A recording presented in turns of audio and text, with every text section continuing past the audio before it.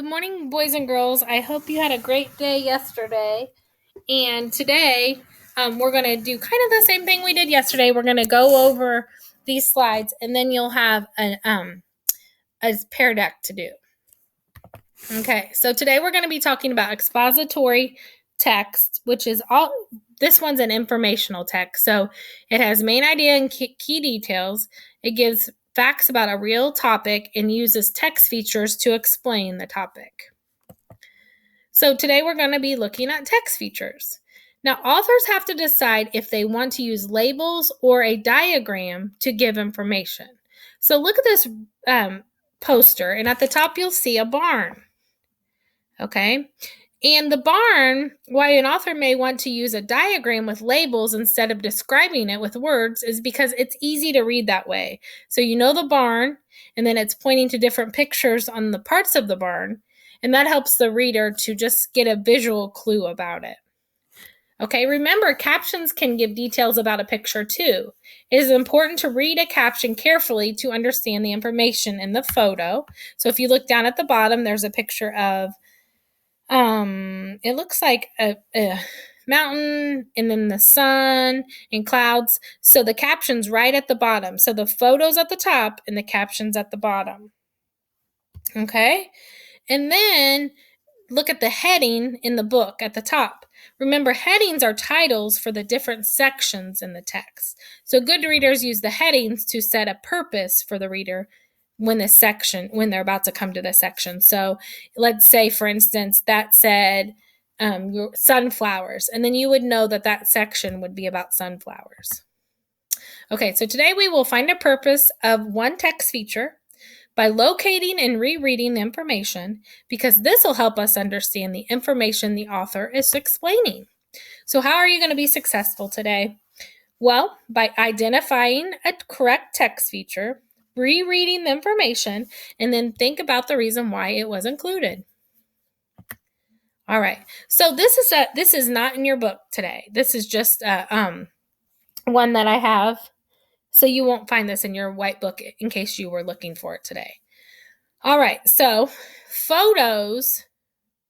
Okay, so look at this. Photographs are taken with a camera. Captions are words or sentences about the picture. And then graphics are pictures, symbols, or other visuals. And some graphics, like numbered steps, guide readers around the page. So let's look at this. All right, let's turn the page. Oh, hold on just a second. Let me go back to my slides. Okay. Uh-oh.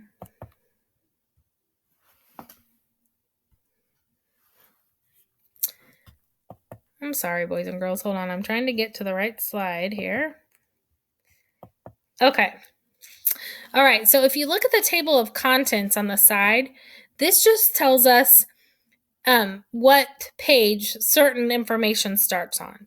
So like the first page, the first one says beautiful pines. So if you wanted to read about beautiful pines, you could just follow those dots over and you would know that it starts on page 4. But let's say you wanted to learn something about a seedling sprouts, then you'd have to find those words, and then you could follow the dots over and know that started on page 8.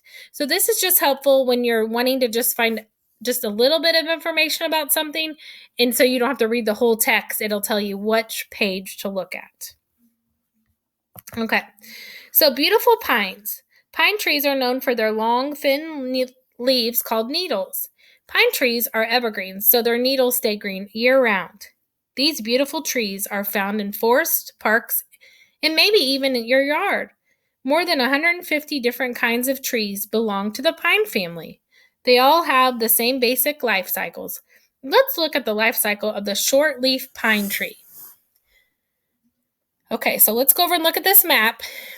And it says the ones that are shaded in green, are the states with short-leaf pine trees. And then the caption underneath is that blue box. And it says, in the United States, the short-leaf pine tree is found in 22 states. It grows as far south in west as Texas throughout the eastern part of the country. and as far north as New York City. So look, now if you know where Indiana is, do we have short-leaf pine trees? Shout it out. No, we don't. Look right there in the gray area where my arrow is. That's Indiana, and we're not shaded in green. So first, we're going to identify the correct text feature. We're going to reread the information, and then we're going to think about the reason why it was included. So the question says, let me go to the next one again. Look at the caption under the map. I just read it to you. What is the purpose of the caption? So what we're going to do is we're going to circle the question word, what, and then we're going to underline is the purpose of the caption. Okay, so what's the purpose of this? A, to help you find where Texas and New York are in the United States or in the US? No. To tell why some states are colored gray? No. To show how to color your map? No. To explain why some states are colored in green? Yes. That's where the short-needled pines are. Okay? So you would circle D for your answer. Okay, I'm going to erase that. Let's keep on moving. Okay, a small seed. A towering pine tree begins life as a tiny brown seed. The winged seed is protected inside a closed pine cone. In fall, the pine cones open. The wind carries the winged seed to the ground. The small seed starts to germinate or sprout. When the temperatures rise in spring, it switched on me. When the temperatures rise in spring, oh my goodness, it did it a couple pages. Sorry, hold on, boys and girls. I'm having technical difficulties today. Okay. I'm sorry. The seed starts to germinate or sprout. When the temperatures rise in spring, a seed also needs water and air to begin growing. All right. A seedling sprout. When a seedling begins to sprout, the tough outer coat of the seed opens. Soon, tiny roots grow downward to the ground. They take in water and hold the seed in place. Soon, a green shoot sprouts upward towards the bright sunlight. Next, green needles grow from the shoot. The seed has become a young tree called a seedling. Now look down there below those words, and it'll give you the steps. 1, seed opens. 2, roots grow. 3, shoot sprouts. 4, needles grow. So now let's go across to the next page where you see the tree, and underneath it is a caption. It says, most short-leaf pine seedlings die before they are a year old. Sometimes this happens because seedlings do not get enough water. Other seedlings are eaten by hungry insects. Often, too many seeds fall in one small area. There may not be enough nutrients for all of them to survive. Okay, growing tall. A seedling needs air, sunlight, and water to grow. It uses these things to make food in its needles. This process is called photosynthesis. A short-leaf pine seedling becomes a sapling when it is 3 years old. A sapling has a strong, woody trunk and looks like its parent tree. Okay, so now let's look at this little caption down at the bottom here. It says, during photosynthesis, pine trees make gas called oxygen. In their long needles, people and animals need oxygen to live. Okay. So now we're going to identify the correct text feature, which is this caption underneath. We're going to reread the information, and then we're going to think about the reason why it is included. So during photosynthesis, pine trees make a gas called oxygen in their needles. People and animals need oxygen to live. So look at the caption under the photo. What is the purpose of the caption? So you're going to circle the question word, what, And underline is the purpose of the caption. And you can even circle the caption down here if you want to, but you don't have to. Okay, is it to explain what happens during photosynthesis? B, to tell how pine trees get a bad gas? C, to show how rain soaks into the soil? Or D, to show how pine trees breathe in oxygen? All right, if you said A, to explain what happens during photosynthesis, you are correct. So you would circle A. Okay, let's go to the next one. I'm going to erase all that. Okay. A mighty pine. A sapling grows taller each year until it becomes a mighty pine tree. When a shortleaf pine tree is 20 years old, it is about 60 feet, 18 meters tall. Most full-grown short-leaf pine trees reach a height of 100 feet. That's about as tall as a 10-story building. Oh my goodness, that's tall. So why are short-leaf pines also called evergreen trees? Do you remember why? Well, let's look at the caption underneath. In fall, some of the short-leaf pine tree needles turn brown and fall off. Other needles stay green all winter. That's why it's called an evergreen tree. In spring, a pine tree grows new needles on the tips of their branches. So why is a short-leaf pine called an evergreen tree? Because it stays green most of the year. Evergreen, always green, or almost always green. Okay, let's go to the next one. Flower, oh, I missed a page. Oh my goodness, let me go back up again. Some more technical difficulties. Okay, let's go to the next one. Flowers called pine cones. When a shortleaf pine tree is 20 years old, it grows special flowers in the spring. The flowers are called pine cones. Some pine cones are male and others are female. New male pine cones are smaller than female pine cones. The long, thin male pine cones are yellow or green. New female pine cones are green. And then that says new male pine cones and new female pine cones. So they do look different. The thick scales on the female pine cones later turn brown and hard. The male pine cones also turn brown as time goes on. So look at the mature male pine cones and the mature female pine cones. And then right there at the bottom in the caption it says, male shortleaf pine cones are about 1/2 to 2 inches long. Female shortleaf pine cones are about 1 to 3.8 inches long. All right, let's go to the next page. Making new seeds. Male pine cones make a yellow dust called pollen.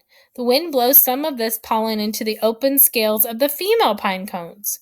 Soon, the female scales close, trapping the pollen inside. When the pollen fertilizes the egg inside of the female pine cone, new pine tree seeds start to form. So look at this picture, and the caption underneath says, female pine cones can be fertilized by male pine cones on the same tree.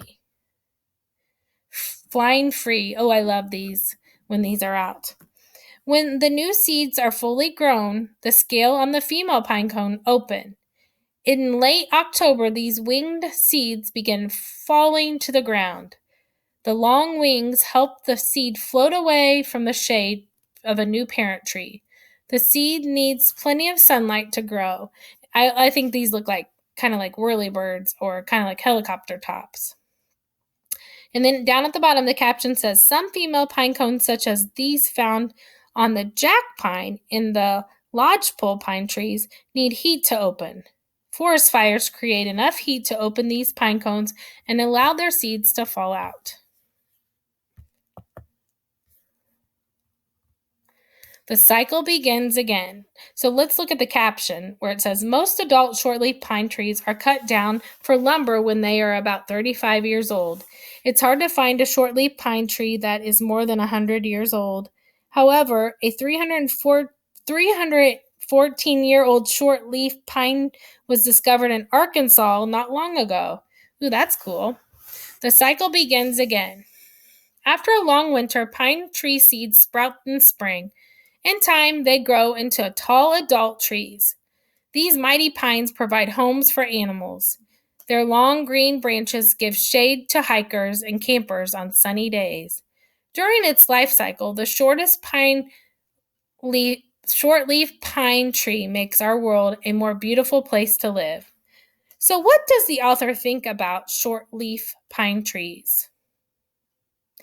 Well, at the end, he said, these trees make our world a more beautiful place to live. So he must love them. He thinks they're beautiful.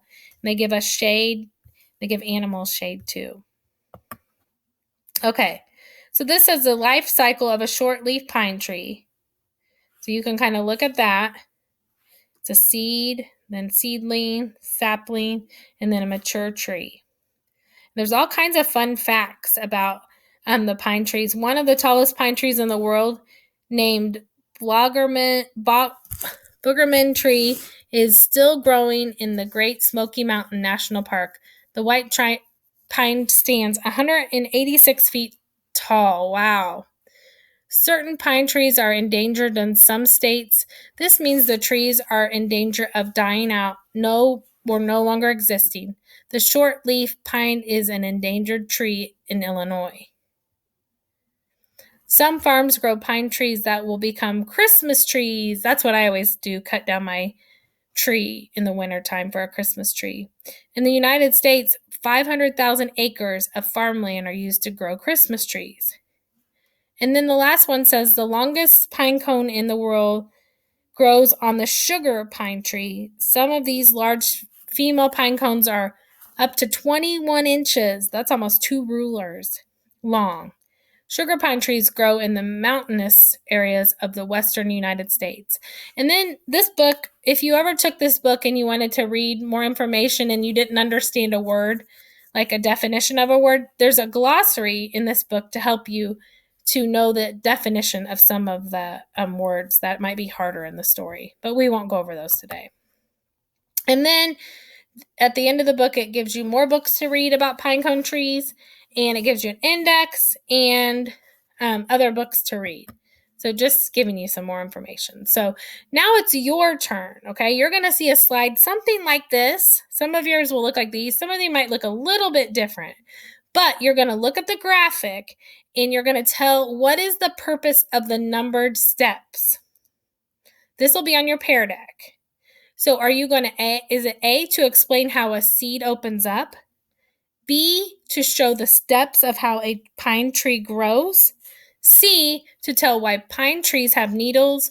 Or D, to show the steps of how to plant pine trees? Don't forget, 1, identify the correct text feature.